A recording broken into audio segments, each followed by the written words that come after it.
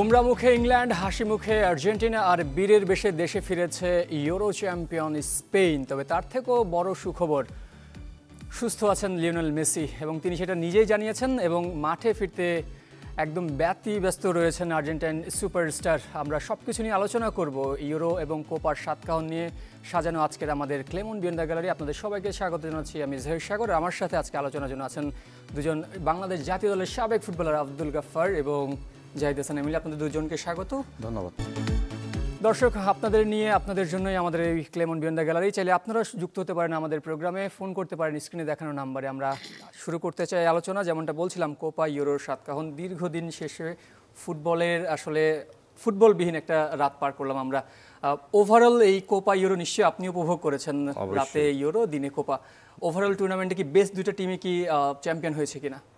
Definitely স্পেনকে আমি মনে করি যে one of the best team এই ইউরোর মধ্যে শুরু থেকেই। আর একটু আগে বলে রাখি, শুধু তাই না, তা আমরা কিন্তু এনজয় করেছি গত 2টি মাস। একটি হলো ক্রিকেট ওয়ার্ল্ড কাপ যেটা ছিল, ওইটাও কিন্তু সকাল বিকাল নিয়েই খেলা ছিল, রাত্রে নিয়ে খেলা ছিল। যখন ফুটবল শুরু হলো জুন 14 তারিখ থেকে, এবং আবার শুরু হলো 21 তারিখ থেকে কোপা, মানে আমরা, এবং যেই দিনটা ফাইনাল হলো সেদিনটা কিন্তু 2টা গেমই ছিল। একটা আপনারা বলতে ভুলে যাচ্ছেন, উইম্বলডন চ্যাম্পিয়নশিপ, এবং সেইটা এখানেও কিন্তু স্পেনের রাজত্ব। সেটাও কিন্তু আমরা উপভোগ করেছি 7টা থেকে, এবং ready to England and Spain সেটাও আমরা উপভোগ করেছি, এবং একটু ঘুমিয়ে আবার সকাল 7টা থেকে শুরু কিছু কোপা। আসলে সারা বাংলাদেশের মানুষের কিন্তু এই খেলাগুলি থাকলে দেশে কিন্তু অরাজকতা থাকে না। এবং এই যে দেখেন আজকে রাজনৈতিক পরিস্থিতি, অমুক সমুক অনেক কিছু, ফুটবল পাগল সবাই। খেলা যখন শুরু হয়েছে কিন্তু সবাই তখন, আমি তো রাত্রে মানে যেভাবে বাড়ি ঘর থেকে আওয়াজ আসছিল আর্জেন্টিনা আর্জেন্টিনা, চিন্তাই করা যান, এই সকালে চিন্তাই করা যান। আর ইংল্যান্ড আর স্পেনের খেলা যাবে রাত্রে যেভাবে এই ঝড় উঠছে, প্রতিটা বাড়ির সামনে আপনার দোকানে খোলা ছিল, এবং রাতভর ওটা খেলা দেখেছে, করেছে। তো স্পেনের ব্যাপারটা হয়ে গেছে সত্যিকার অর্থে স্পেন একটি পরিপূর্ণ দল। এবং এই স্পেন যখন শুরু করেছে তাদের বিগিনিং, তাদের প্রতিটি খেলোয়াড় কিন্তু ভেরি মাচ ইয়াং, এবং তারা পজিশনাল ফুটবল খেলেই কিন্তু দেখেছি, এবং সুন্দর ফুটবল কিন্তু তারা প্রমাণ করেছে তারা ইউরো চ্যাম্পিয়ন। জাহিদ হাসান এমিলির কাছে জানতে চাইবে একই প্রশ্ন, কোনো সারপ্রাইজিং লেগেছে কিনা, নাকি একেবারেই পারফেক্ট টিমগুলোই আসলে দুটো শিরোপা জিতেছে? ধন্যবাদ আপনাকে। দেখেন, টুর্নামেন্ট শুরুর আগে কিন্তু আসলে যে দলগুলি ফেভারিট থাকে তাদেরকে নিয়ে কিন্তু বেশি আলোচনা হয়, এবং এন্ড অফ দ্য টুর্নামেন্ট যখন আসলে টুর্নামেন্টটা শেষ হয় তখন দেখা যায় যে কারা চ্যাম্পিয়ন হয়। প্রেডিকশন অনুযায়ী কিন্তু 2টা দলই চ্যাম্পিয়ন হয়েছে, এবং গাফফার ভাই যেটা বলছি is true. Spain through out the টুর্নামেন্টে কিন্তু আমার মনে হয় যে দুর্দান্ত ফুটবল খেলেছে।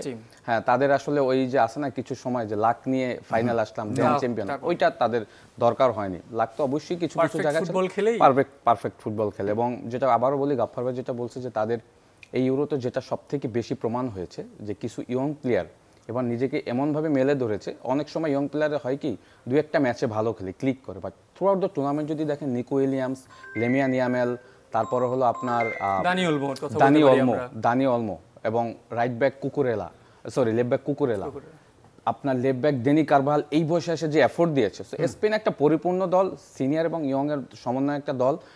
আপনি যদি দেখেন এই দলটার মানে স্পেন দলটা তো দেখেন লাস্ট অনেক দিন ধরে কিন্তু একটু স্ট্রাগল করছিল, ওয়ার্ল্ড কাপের সময়টা দেখেন। তারপরে আসলে এই টিমটাকে টিম হিসেবে পরিণত করা, কোচ ফুয়েন্তাকে আপনি এখানে একটা বড় ক্রেডিট অবশ্যই আমরা দিতে চাই। তবে ব্রাজিল আর্জেন্টিনার একটা প্রসঙ্গ তিনি আনছিলেন, আসলে গাফফার উনি বলছিলেন ব্রাজিল আর্জেন্টিনার আগের যেই জৌলুসটা ছিল সেটা কি এবারকে আমরা একটু কম দেখেছি না? বিশেষ করে আর্জেন্টিনা, আপনি নিজেও পার্সোনালি একজন আর্জেন্টিনার ফ্যান, সেই জায়গায় আগের কোপাতে যেই আনন্দটা আপনারা পেয়েছেন অথবা আর্জেন্টিনার ফ্যানরা যেটা পেয়েছে সেটা কি এবার একটু কমতি ছিল কিনা? কারণ অনেকদিন পরে একটা পূর্ণতা পাওয়া আর ব্যাক টু ব্যাক পাওয়া, দুটোর মধ্যে একটু তো পার্থক্য থাকে। আমি আপনাকে দিয়ে শুরু করতে চাই। আর্জেন্টিনা যে ফাইনালে যে খেলাটি, আসলে কোপার খেলাটি আমি জানি না, এমিলি প্রতিটি দিনই আরেকটা চ্যানেলে বা খেলা নিয়ে অ্যানালাইসিস করেছে, খেলা দেখেছি, কিন্তু আমার কোপার কিছু খেলা আমার কাছে বিরক্তকর মনে হয়েছে। বাট যে ফুটবল আমরা আশা করি, যেমন আর্জেন্টিনা ব্রাজিলকে যেভাবে আমরা চেয়েছিলাম, ব্রাজিল কিন্তু সেভাবে মানে পরিপূর্ণ টিম না মনে করি। ব্রাজিলের বিভিন্ন প্লেয়ার সারা বিশ্বে বিভিন্ন জায়গায় খেলে, নেইমার নেই টিমে, তারপরে তাদের যে আরও প্লেয়ার ছিলেন তারাও হয়তো রিটায়ার্ড করে গিয়েছেন, বাট ব্রাজিলের সেই ব্রাজিলকে দেখে আমরা মানে সবাই মানে ফুটবলের প্রতি আকর্ষণ সেই ছোটোবেলা থেকেই, সেই ব্রাজিল নেই। আচ্ছা, এখন আর্জেন্টিনার যারা আছে আসলে সমস্ত খেলোয়াড়াই কিন্তু মেসিকে মানে নির্ভর না, মেসিকে আইডল মেনে এবং তাদের মধ্যে একটা কিন্তু কাজ করে, মেসির জন্য আমাদের করতে হবে, মেসির জন্য আমাদের করতে হবে, মেসিকে তারা সেই রেসপেক্টটা করে এবং তারপরও তাদের দেশ, এবং সেই জায়গাটা কিন্তু তারা সেই এফোর্টগুলি দেয়। 112 মিনিটের যে খাওয়ান গোলটি করেছে লতার মার্টিনেজ, এবং যে বলটা মিডফিল্ড থেকে থ্রো হয়েছে, দেখেন এই যে তাদের এফোর্টটা, এবং শেষ মুহূর্তে সাকসেস হয়ে কিন্তু তারা মাঠ ছেড়েছে। তো আসলে এগুলি কিন্তু নির্ভর করে যারা মাঠে খেলে তাদের দায়িত্বটাও অনেক বেশি থাকে, এবং তারা তাদের এফোর্টটাও ওইভাবে দেয়, দেখেই কিন্তু এই কোপাতে ব্যাক টু ব্যাক চ্যাম্পিয়ন হয়েছে। দারুণ বলেছেন ফুটবলারদের প্রসঙ্গে। আমরা ফ্যানদের ব্যাপারে জানতে চাই, যেটা বলছিলাম আপনি নিজেও একজন আর্জেন্টাইন ফ্যান। গতবারের যে কোপাটা, যেই একটা তৃপ্তি পেয়েছিলেন দীর্ঘদিনের শিরোপা খরা কাটানোর, আমি যদি ভুল না বলি তাহলে আপনার জীবনে হয়তো প্রথম শিরোপা আর্জেন্টিনার হয়ে সেটা দেখতে পেরেছেন। এবার কিন্তু ব্যাক টু ব্যাক 3টা ট্রফি আপনি দেখলেন, মানে 4টা ট্রফি ফিনালিসিমা, আমি ধরলাম, ঠিক আছে ফিনালিসিমা ধরলাম, 4টা ট্রফি, ওয়েল সেড।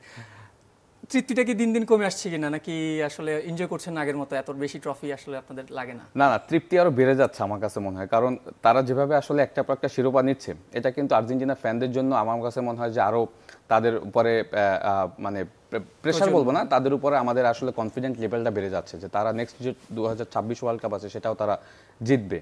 এবং গাফার ভাই যেটা বলছি ট্রু, দেখেন আর্জেন্টিনা আপনার লাস্ট কোপাটা 2021-এ যেটা হয়েছে, তারা ব্রাজিলকে হারিয়ে কিন্তু চ্যাম্পিয়ন, এবং ব্রাজিলের মাটিতে, হ্যাঁ মানে আনবিলিভেবল। এবং এই দলটার পিছনে তো আমরা জানি যে এই দলটা একটা সময় স্ট্রাগল করছিল, ব্রাজিল দলটা যখন এমন স্ট্রাগল করছে, আর্জেন্টিনা কিন্তু সেম ছিল, মেসি অবসরে গেল, আবার সেখান থেকে স্কুলনি তাকে ব্যাক করালো, সব কিছু মিলিয়ে দলটা তো আসলে একদিনই হয়নি, অনেক সময় নিয়ে কিন্তু এই দলটা আসছে। এবং কিছু প্লেয়ারের ইনক্লুশনে আমার কাছে মনে হয় যে দলটা দল হিসেবে পরিণত হয়েছে। যদি আপনি কিছু প্লেয়ারের নাম বলতে হয়, রদ্রিগো ডি পল, আমার কাছে মনে হয় যে আপনি যদি তার অ্যাথলেটিকো মাদ্রিদে খেলা দেখেন আর আর্জেন্টিনার খেলা দেখেন, মানে আকাশ পাতাল ফারাক। ডিফেন্সিভ মিডফিল্ডারের আলাদা যে পরিচয়, সেটা তিনি অন্যভাবে পরিচিত করেছে। At the same time goalkeeper Emiliano মার্টিনেজের কথা বলতেই হবে। দেখেন মানে থ্রু আউট দ্য টুর্নামেন্ট সে যেভাবে আসলে পিছন থেকে গাইড করেছে, এবং তারা কিন্তু সবসময় একটা কথাই বলে যে আমরা মেসির জন্য খেলবো, বাট ফাইনাল ম্যাচটা যদি দেখেন, মেসি নিজে বলেছে ডিমারিয়ার লাস্ট ম্যাচ আমরা ডিমারিয়ার জন্য খেলবো।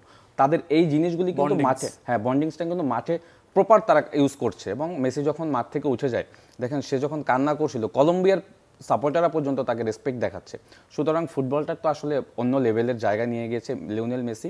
তো আমি বলবো যে দুর্দান্ত একটা টুর্নামেন্ট হয়েছে কোপা আমেরিকা। গাফফার ভাই বলছে যে কিছু ম্যাচ, আসলে কিছু ম্যাচ হয়তো, কারণ থ্রু আউট দ্য টুর্নামেন্ট সবাই তো আসলে ভালো, যেমন বলিভিয়া ভালো খেলতে পারেনি, সত্যি কথা, ওই ম্যাচগুলি বোরিং ছিল। বাট আমার কাছে মনে হয় যে end of the day Brazil এবং আর্জেন্টিনা যদি কেউ চ্যাম্পিয়ন হয়, তখন টুর্নামেন্টটা কিন্তু আসলে হাইপটা অন্য লেভেলে চলে যায়।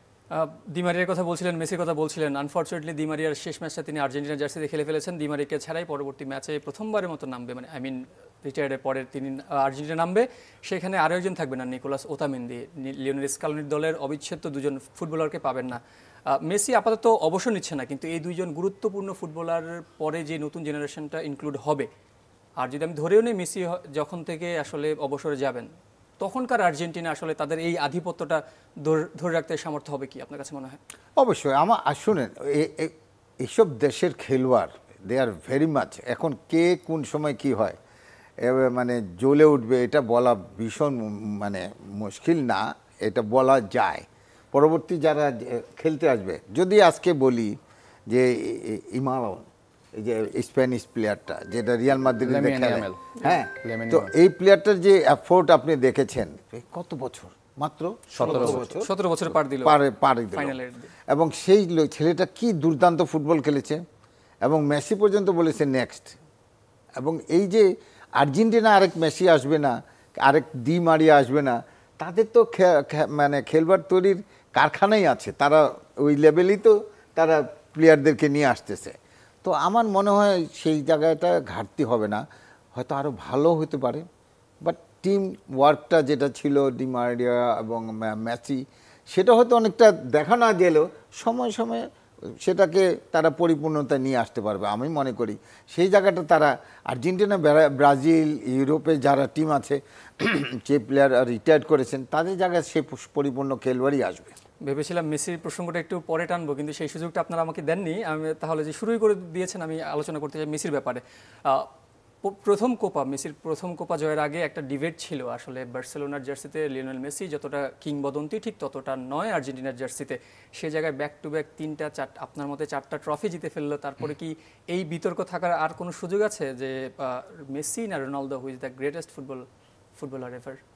আমি রোনালদোকে এখানে কোনোভাবেই ছোট করব না। মানে রোনালদো এবং মেসি লাস্ট 20 ইয়ার্স বিশ্ব ফুটবলটা কেমন একটা উচ্চতায় নিয়ে গিয়েছে, আমাদেরকে যেভাবে এন্টারটেইন করেছে, এটা তো আসলে অস্বীকার করা যাবে না। স্পেশালি যদি তাদের রাইভাল দুইটা দলে যখন তারা খেলেছে স্পেনে, বার্সেলোনা এবং রিয়াল মাদ্রিদ, তখন এল ক্লাসিকো কিন্তু আসলে আমাদের মনে অন্য মাত্রায় যেত, মানে ওয়ার্ল্ড কাপ ফাইনালের মতো ম্যাচের হাইপ থাকতো। তো সর্বকালের সেরা ফুটবল এটা এক একজনের কাছে এক এক রকমের, বাট আমার কাছে মানে আমি 87 আমার জন্ম, তারপর থেকে যদি আমি যেভাবে ফুটবল দেখেছি, আমার কাছে মনে হয় যে লিওনেল মেসি সর্বকালের সেরা ফুটবলার। কারণ আমি তার খেলাটা দেখেছি, আমি হয়তো ম্যারাডোনা খেলা ওইভাবে স্পষ্ট দেখিনি, পেলের খেলা দেখিনি, রোনালদোটা দেখেছি, বাট আমার কাছে লিওনেল মেসি অনেক উচ্চতা এবং মাঠের ফুটবলে সে যে ইম্প্যাক্ট রেখেছে সেটা আমার কাছে মনে হয় অন্য কোনো প্লেয়ার ওইভাবে রাখতে পারেনি। এবং আপনি যেটা বলেছেন ট্রু, লিওনেল মেসি বার্সেলোনা যেভাবে খেলছে ওইভাবে ক্লিক করছিল না স্পেনে, আর্জেন্টিনায়, বাট কোপা আমেরিকা জেতার পর থেকে এই পর্যন্ত সে 4টা বড় টুর্নামেন্ট জিতে ফেলেছে এবং সেখানে কিন্তু তার কন্ট্রিবিউশন নিয়ে কিন্তু কোনো কোশ্চেন থাকবে না। সুতরাং লিওনেল মেসি আসলে আমার কাছে এখন ধরা ছোঁয়ার উপরে সে চলে গিয়েছে। Very well said Zahid Hasan Emily. আসলে কিংবদন্তিদের জয় পরাজয় দিয়ে মূল্যায়ন করা যায় না, তাদের মূল্যায়ন করতে হয় আসলে তাদের একাগ্রতা, চেষ্টা। আমরা নিশ্চয়ই আলোচনা করবো স্পেন দল নিয়েও, ইউরো চ্যাম্পিয়নদেরকে নিয়েও। নিচ্ছে ছোট্ট একটা বিরতি, সবাই সাথে থাকুন ক্লেমন বিয়ন্ড দ্য গ্যালারির।